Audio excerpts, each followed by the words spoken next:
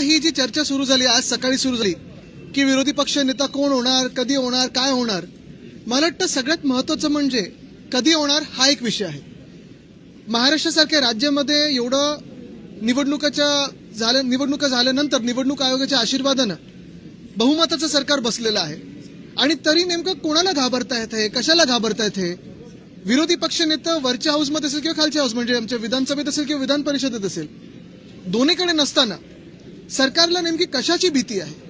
बरं, असं झालेलं आहे की सरकारमध्येच दोन विरोधी पक्ष नेते तयार होत नाहीत ना, असा देखील प्रश्न कदाचित मुख्यमंत्र्यांना पडला असेल आणि म्हणून कुठच्याही बदल झालेला आहे विरोधी पक्षाच्या प्रस्तावाच्या ह्याच्यात, ह्या अफवांवर विश्वास ठेवू नका. कोणी बातमी पेरलेली आहे, कधी पेरलेली आहे, कुठच्या माणसांनी पेरलेली हे आम्हाला सगळं माहिती आहे. पण एक लक्षात घ्या तुम्ही, जे आमच्या कानावर येते की सत्ताधारी जे बाक आहेत, एक पक्ष दोन गट असे जे आहेत, त्याच्यातून एका गटामधून 22 आमदार मुख्यमंत्र्यांच्या हाती लागलेले आहेत. जर तुम्ही गेल्या एका वर्षाचा अभ्यास केलात तर त्यांची कामं असतील, त्यांना फंड असेल, चांगला मिळालेला आहे. आणि उठ सांगितलं तर उठ, बस सांगितलं तर बस, उडी मार सांगितलं तर उडी मार, असं ते आता मुख्यमंत्र्यांच्या इशाऱ्यावर नाचायला लागलेले आहेत. नेमकं कोणी याच्यातून धसका घ्यायचा हे ज्यांनी बातमी पेरली आहे हे त्यांना कळेल. देवेंद्र फडणवीस यांनी उद्धवजींवर टीका केली होती, उपहासात्मक होती की इंडिगो क्रायसिसमध्ये उद्धव ठाकरे, मला माहिती असेल की इंडिगो विमानात जात नाही, चार्टर्डनी येतात. आणि आज भाजपचे आमदार प्रसाद लाड आणि चित्रा वाघ आणि प्रवीण दरेकर हे चार्टर्ड विमानाने आले, ते ट्विट सुद्धा त्यांनी केलं, मग ते डिलीट करायला लागलं. मला वाटतं काल फडणवीस साहेबांनी जी टीका उद्धव साहेबांवर केलेली आहे ह्याच्यात 2-3 गोष्टी महत्वाच्या पाहण्यासारख्या आहेत. पहिली गोष्ट म्हणजे कशासाठी ही टीका केली? जे इंडिगोचं पूर्ण घोळ झालेला आहे तिकडच्या सगळ्या पॅसेंजर्सची थत्त उडवण्यासाठी केली का? त्याच्यावरनं लक्ष विचलित करण्यासाठी केली का? केंद्र सरकार किंवा भाजपचं केंद्र सरकार याला प्रश्न विचारू नये म्हणून केली का? हा सगळा एक वेगळी गोष्ट झालीच. पण काल स्वतः मुख्यमंत्री हे चार्टर्ड प्लेनने आले, त्यांचं विमान 2दा मुंबईला गेलं, इतर मंत्र्यांना आणलं, दोन्ही उपमुख्यमंत्री चार्टर्ड प्लेनने आले. आज काही भाजपचे आमदार चार्टर्ड प्लेनने आले. पण ह्याहून पुढे जाऊन मी तुम्हाला सांगतो, विधानसभेच्या प्रचाराचं तर वेगळंच. आत्ता सगळ्याच्या नगरपंचायत आणि बाकीच्या निवडणुका चालू आहेत, तेव्हा एक मुख्यमंत्री आणि 2 इल्लीगल उपमुख्यमंत्री, म्हणजे पद ती खरं ग्राह्य पकडू शकत नाही, हे कुठच्या हेलिकॉप्टरने फिरतायत की इंडिगोनी फिरतायत, स्पाइस जेटनी फिरतायत, एसटी पकडून फिरतायत, गाडीने तरी फिरतायत का? एक उपमुख्यमंत्री तरी असे आहेत जे गद्दार आहेत, त्यांच्या गावी जायला रस्ते नाही आहेत, 2-2 हेलिकॉप्टर जातात. तसंच जर पाहायला गेलं तर आत्ताच्या निवडणुकांमध्ये हे हेलिकॉप्टर घेऊन मंत्री, उपमुख्यमंत्री, मंत्री, मुख्यमंत्री फिरत आहेत. त्या हेलिकॉप्टर मधून ज्या बॅगा येत आहेत त्याच्यातून कुठच्या आनंदाचा शिदा वाटला जातोय हे देखील आम्हाला कळावं. कारण आम्ही ज्या विमानातून आलो आमच्या बॅगा तशा काही एवढ्या मोठ्या नव्हत्या. हे प्रचारात 3 तासासाठी तिथे जातात, 20 मिनिटासाठी जातात, पण आनंदाचा शिदा ह्या मोठ्या मोठ्या बॅगेतून घेऊन जातात. हा कुठचा वाटप नेमका होतोय? आणि म्हणून मी तुमचं सगळ्यांचं लक्ष पुन्हा एकदा या गोष्टीवर आणतो की आपल्या देशामध्ये 2014च्या आधी किती वेगळे एअरलाईन होते बघा, आणि नंतर 14 नंतर हे एअरलाईन मारत मोनोपोली झाली आणि केंद्र सरकारचं देखील ही एअरलाईन ऐकत नाही. अशी दादागिरी करून केंद्र सरकारलाच हे उत्तर देणं गरजेचं. आणि नुसतं एका मंत्र्याला नाही तर केंद्र सरकार नेमकं काय करतंय याच्यावर प्रश्न आहे. रुपये बघा पडलेला आहे, 90च्या पुढे गेलेला आहे. एशियामधली सगळ्यात खराब परफॉर्मिंग करन्सी ही आपली आहे, रुपयाची. तसं पाहायला गेलं तर शेतकरी आत्महत्या वाढलेल्या आहेत.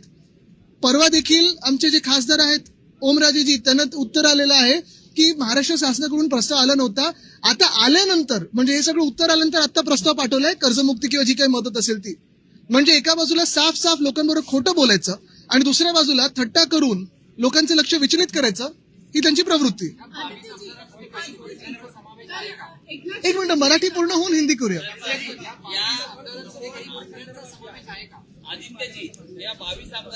एक मिनिट, हे करून इथे येतो. काय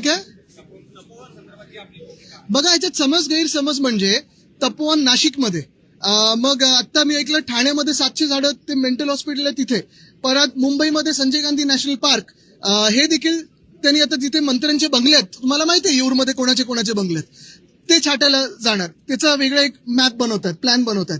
तसंच पाहिलं तर आपल्या नागपूरमध्ये इथे अजनी वन, ते देखील मारायला चालले होते. मी मंत्री असताना ते थांबवलं होतं, तरी भाजपचे लोक ते कापायला मागेच आहेत. अरावली जे राजस्थान, गुजरात, हरियाणामध्ये आहे, प्रत्येक ठिकाणी या देशभरामध्ये आपण पाहतोय जिथे जिथे पर्यावरण काहीतरी वाचलेलं आहे तिथे ते पर्यावरण नष्ट कसं करायचं हे भाजपला बरोबर माहितीये. मग हायवे बोगदे वगैरे विकासाच्या नावाखाली विनाश कसा करायचा हे माहितीये. तसंच पाहायला गेलं तर ताडोबा अंधारीच्या मध्ये जे कॉरिडॉर आहे तिथे मायनिंग आम्ही बंद केलं होतं.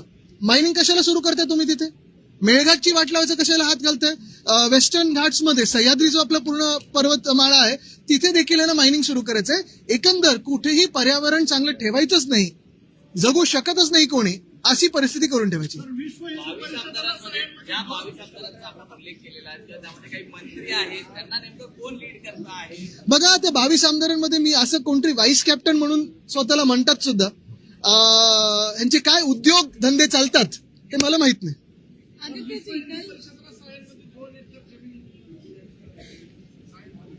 हा पण त्याच्यात पुढे काय नाही, पण त्याच्यात काही अनियमितता आहे का, घोटाळा आहे का, ते असेल तर सांगा, आम्ही आणू लोकांसोबत. सर एकनाथ शिंदे जी का कहना है कि विरोधी पक्ष स्पीड ब्रेकर का काम कर रहा है, हमारा पैर एक्सीलरेटर पे रहता है, उसके बाद भी प्रोजेक्ट्स की धीमी गति क्यों है? बिल्कुल, क्योंकि इनका पैर एक्सीलरेटर पे रहता है लेकिन आंखें पैसों पे रहती है, रास्ते पे नहीं रहती है. इसलिए तो हमें स्पीड ब्रेकर गतिरोधक बनना जरूरी होता है.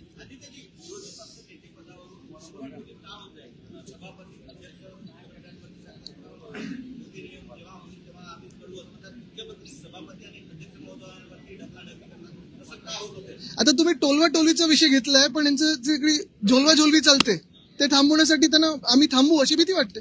दिवाळी अधिवेशन 2 महिन्याचं घेण्यात यावं असं नाना पटोले यांनी मागणी केली आणि एक मिनिट. जाधवांनी त्याला दुजोरा दिला आहे, पण अध्यक्षांनी किंवा मुख्यमंत्र्यांनी याकडे पाठ फिरवली. हो, कारण थंडीच नाही तर ते हिवाळी अधिवेशन तेव्हा सुरू होईल. पण गंमत जरी बाजूला ठेवली तरी एक महत्वाचं आहे, जे आत सगळी चर्चा होते, अर्थात बीएससीच्या चर्चा बाहेर करत नाही कोणी, बरोबर आहे, पण ते आपण पाहतोय म्हणतात 7 दिवसाचं, चर्चा आहे 5 दिवसात उरकतील. तसं पाहायला गेलं तर सगळ्यात मोठं जे काही कामकाज आहे ते सप्लिमेंटरी डिमांडचं, पुरवणी मागण्यांचं. मग नेमकं काय नक्की चर्चेला तुम्ही आणणार आहात? कुठेतरी काही पॉलिसी चर्चा आणणार आहेत का? जी शेतकऱ्यांचं नुकसान झालं त्याच्यावर चर्चा होणार आहे का? काय मदत तुम्ही दिली त्याच्यावर चर्चा होणार आहे का? शहरांचं जे आपण पाहतोय सगळी वाट लागत चालली त्याच्यावर काही चर्चा होणार आहे का? अजनीवन असेल, तपोवन असेल, पुण्यातलं रिव्हरफ्रंटचा पूर्ण विनाश करण्याचा प्रयत्न असेल, ह्याच्यावर चर्चा होणार आहे का?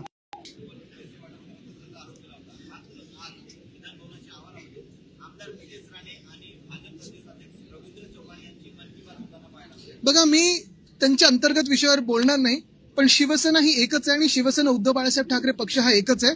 बाकीचा मिंदेगताबद्दल त्यांना शिवसेना बोलणं योग्य नाही, त्यांनी सगळं चोरलेलं आहे. काय सांगाल म्हणजे ह्यांनी आता जाऊन शेतकऱ्यांमध्ये बोललं पाहिजे की जे त्यांनी निवडणुकीच्या आधी वचनं दिली होती ती कधी पूर्ण करणार. आपल्याला आठवत असेल इकडच्याच अधिवेशनात उद्धव साहेबांनी मुख्यमंत्री झाल्या कुठेही निवडणुका समोर नजरेत नसताना देखील शेतकऱ्यांसाठी कर्जमुक्ती ही जाहीर केली होती. कर्ज माफी पण आम्ही बोलत नाही, मुक्त बोलतो आम्ही, माफ गुन्हेगाराला करतो. पण हेच सरकार, भाजपचं सरकार आणि सोबत दोन जे गट आलेत ते आता थट्टा उडवतात शेतकऱ्यांची आणि सगळ्यांची. धन्यवाद.